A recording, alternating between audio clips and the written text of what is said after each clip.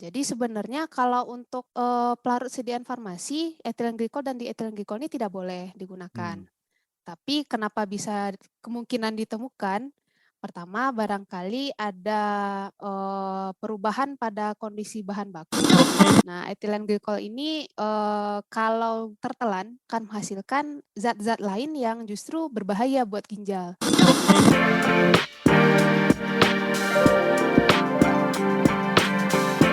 Hai sahabat TCID, kalian sedang mendengarkan podcast Suara Akademia. Ngobrol seru isu terkini bareng akademisi. Dalam seminggu terakhir banyak banget obrolan mengenai kasus gagal ginjal akut kepada anak-anak, especially di Indonesia. Sebenarnya kasus ini mulai ramai di Gambia karena memang di Gambia muncul kasus yang kurang lebih mirip di Indonesia dan akhirnya peredaran obat sirup ditarik oleh Kementerian Kesehatan meskipun memang setelah itu ada beberapa hal yang memang akhirnya diumumkan kembali oleh Kementerian Kesehatan, ada obat-obat yang memang ternyata aman, ada juga beberapa perusahaan farmasi yang sepertinya di stop sementara oleh Kementerian Kesehatan. Sebenarnya apa yang terjadi situasi saat ini, bagaimana kita berbicara soal obat sirup ini, ya kita bakal kulik semuanya di Suara Akademia kali ini. Nama saya Muhammad Syarif, saya podcast produser dari The Conversation Indonesia, dan di episode kali ini kita akan ngobrol bareng sama Mbak Laila Turahmi, biasa dipanggil sama Mbak Ami ya. Ini adalah dosen dari Universitas Andalas. Halo Mbak Ami, apa kabar Mbak? Halo juga. Mbak, pertanyaan pertama adalah kita berbicara soal obat sirup yang akhirnya bikin banyak orang kayaknya agak-agak takut gitu ya. Ada dua kandungan zat yang memang jadi highlight di obat sirup yang memang akhirnya jadi gonjang-ganjing itu, ada etilen glikol sama ada dietilen glikol. Mungkin bisa Iya, betul. dijelasin dulu nih Mbak Ami, sebenarnya ini zat apa sih etilen glikol sama dietilen glikol ini nih?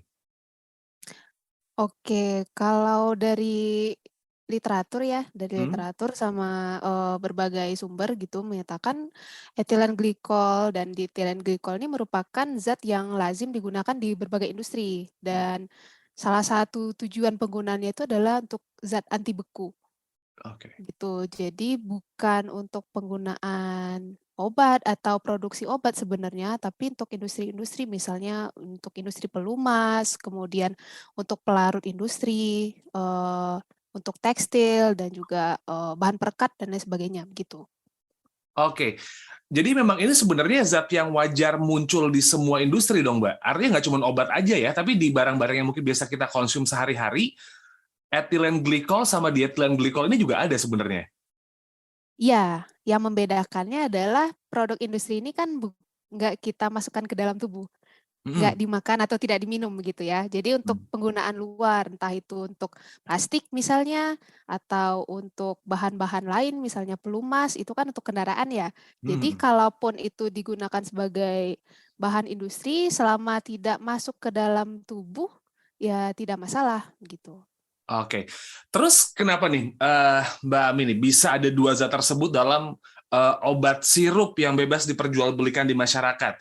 Ini apakah memang akhirnya dua zat ini tuh dimasukkan ke dalam kandungan apa ya yang dipakai buat produksi, atau kayak ada chemical reactions aja nih Mbak, akhirnya dua zat ini muncul di obat-obatan yang beredar di masyarakat nih? Oke, kalau untuk alasannya itu, kita mungkin bisa flashback lagi ya ke Hmm. kasus-kasus yang sudah terjadi sebelumnya, karena kasus keracunan etilen glikol dan dietilen glikol ini sebenarnya sudah lama terjadi. Maksudnya sudah kasus yang berulang gitu. Di Oke. berbagai negara ini sudah, terjadi berapa kali. Dan salah satu yang paling, awal itu adalah kasus yang terjadi di Amerika Serikat. Hmm. Jadi Amerika Serikat itu dulu punya sejarah kelam juga soal dietilen glikol ini, di mana, ini pelarut yang digunakan untuk membuat sirup salah satu jenis, obat, dan waktu itu peran FDA, organisasi seperti Badan POM-nya Amerika itu belum seperti sekarang Hmm. kekuatannya. Jadi barangkali karena itu pengawasan obat masih lemah, waktu itu sekitar tahun 1937 atau 1938 itu yang diharuskan itu adalah produsen obat mencantumkan, label sesuai dengan obatnya. Hmm. Nah, tapi untuk persyaratan keamanan itu tidak terlalu, belum menjadi concern lah waktu itu. Nah, singkat cerita, formulasi obat untuk mengatasi infeksi waktu itu, sulfanilamid, nama obatnya itu menggunakan dietilen glikol. Hmm. Nah, waktu itu masih belum ada persyaratan keamanan sehingga obat itu digunakan oleh banyak anak-anak. Dan akibatnya terjadilah keracunan. Ya hampir mirip mungkin dengan kasus yang ada terjadi belakangan ini ya, ada masalah terkait gagal ginjal akut dan bahkan banyak yang kematian juga. Itu. Nah, jadi kalau dari kasus lainnya misalnya di Bangladesh itu ternyata dari hasil penyelidikan ada produsen yang tidak bertanggung jawab yang menggunakan dietilen glikol itu untuk sebagai pengganti dari pelarut lain yang aman gitu. Jadi sebenarnya kalau untuk pelarut sediaan farmasi, etilen glikol dan dietilen glikol ini tidak boleh digunakan. Tapi kenapa bisa kemungkinan ditemukan? Pertama, barangkali ada perubahan pada kondisi bahan baku. Mungkin sumber bahan baku ini menggunakan bahan baku yang kadar cemarannya itu melebihi standar, melebihi batas toleransi.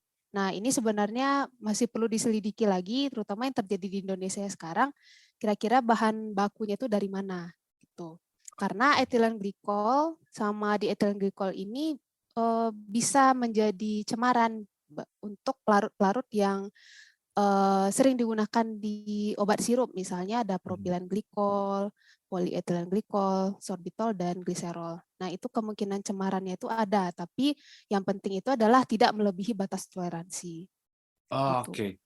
Nah, Mbak Ami kan mentions ada batasan toleransi ya, Mbak ya.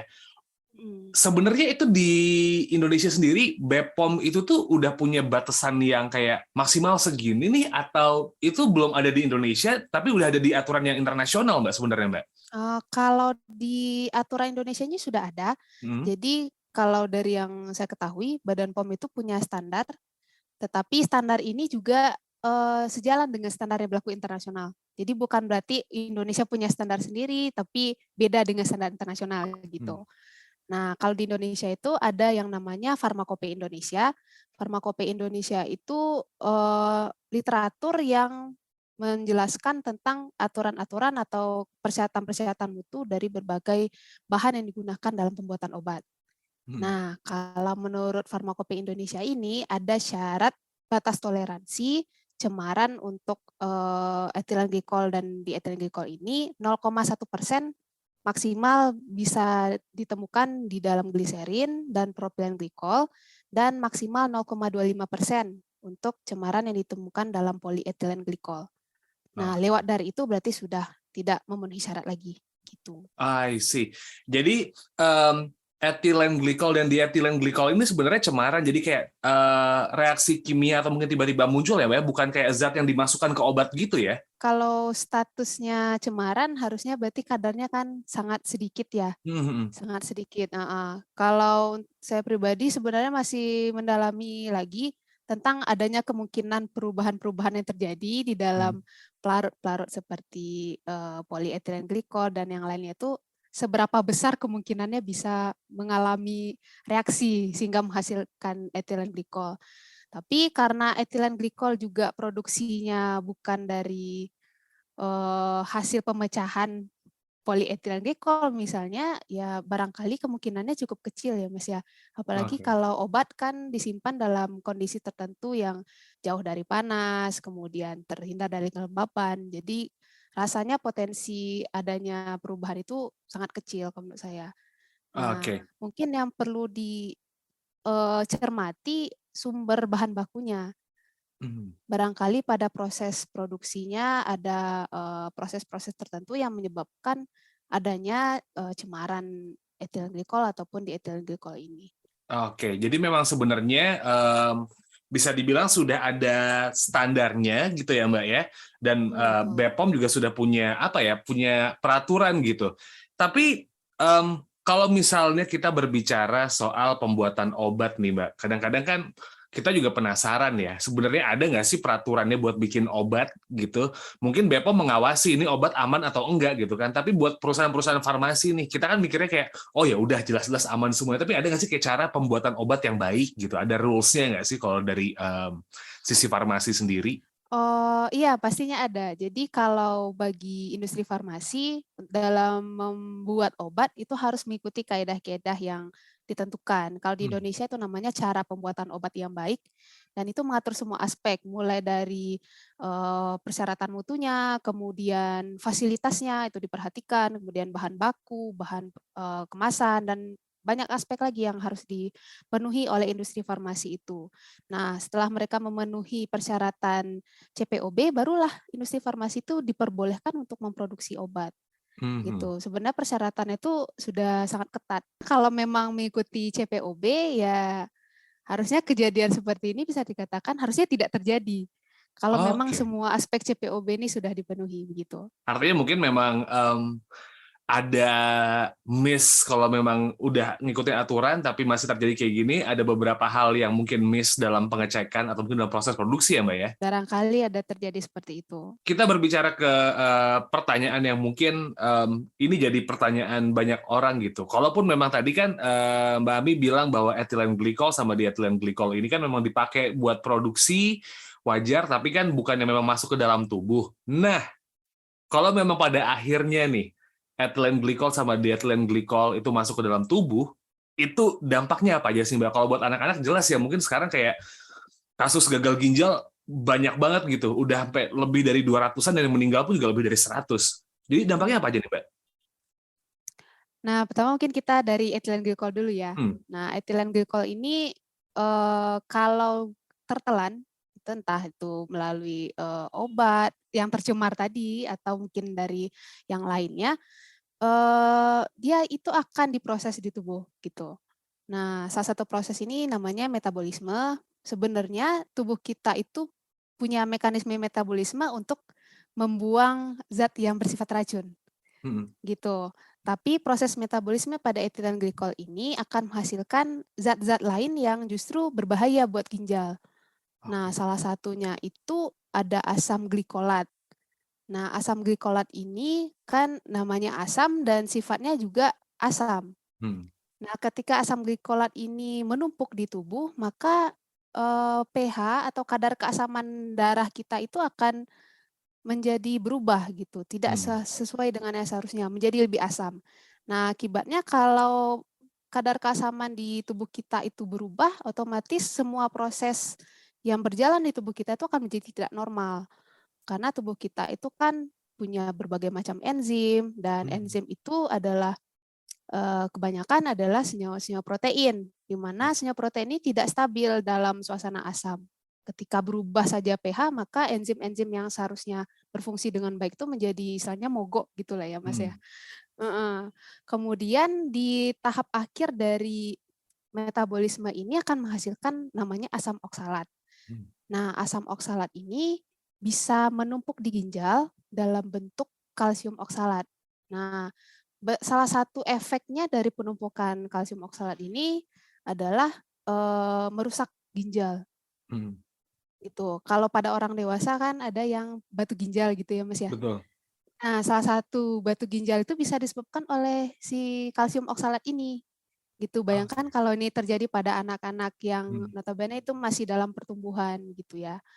Nah, dan pada akhirnya keracunan etilen glikol ini bisa tadi menyebabkan penumpukan asam, kemudian mengganggu keseimbangan kimia di dalam darah, dan juga akan merusak ginjal. Nah, kalau Hmm. ginjal sudah mengalami kerusakan, ya timbullah gejala tadi yang seperti berkurangnya volume urin, atau anaknya menjadi tidak bisa buang air kecil sama sekali.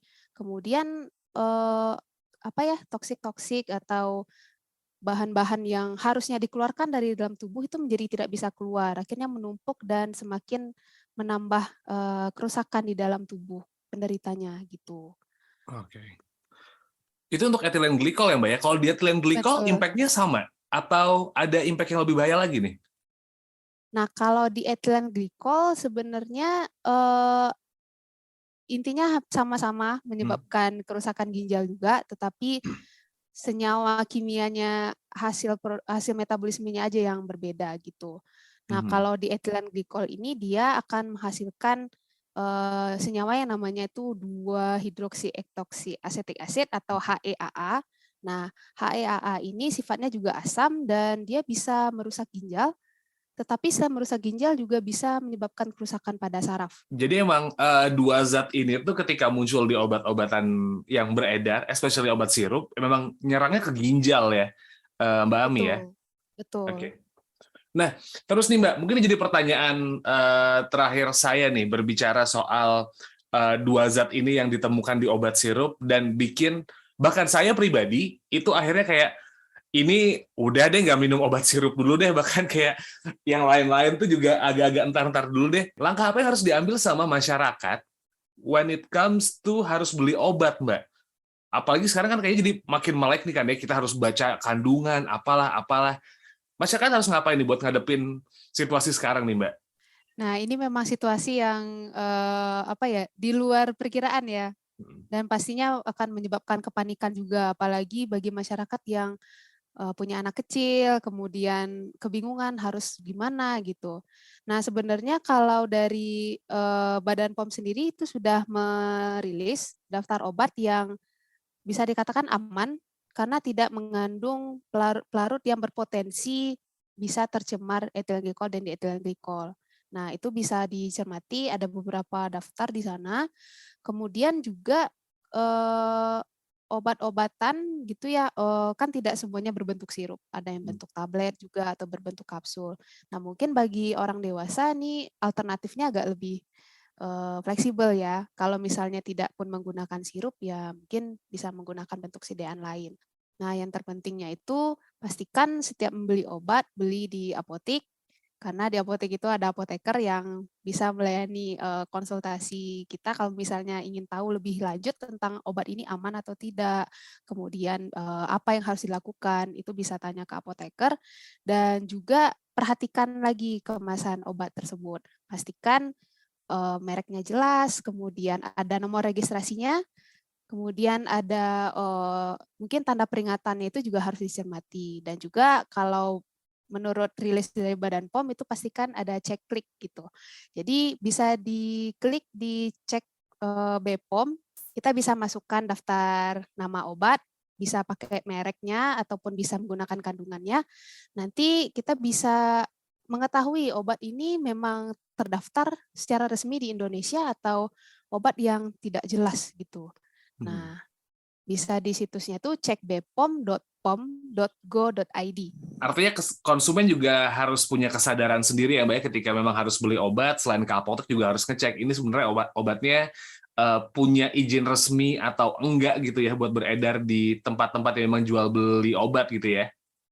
Betul. Oke. Untuk keamanan bersama. Ya, daripada yang kejadian kayak gini keulang lagi, kayaknya mending kita juga ngecek lagi. Mbak Ami ada yang disampaikan lagi kan, Mbak?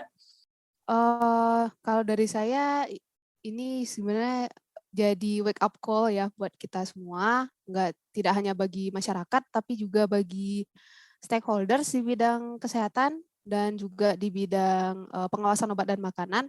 Ini menunjukkan bahwa Indonesia masih perlu berbenah lagi soal penjaminan mutu obat dan juga mengenai produksi dan peredaran obat. Dan harapannya sama-sama semuanya evaluasi diri, kemudian juga masyarakat juga, ujungnya masyarakat juga yang akan merasakan akibatnya. Jadi ketika proses ini mengalami masalah, ya yang paling merasakan akibatnya itu adalah masyarakat. Jadi harapannya nanti kalau Badan POM, kemudian Kementerian Kesehatan, industri farmasi, kemudian tenaga kesehatan, apoteker, dokter, dan tenaga kesehatan lainnya bisa bersinergi dalam menghadapi masalah ini dan memberikan informasi yang jelas buat masyarakat.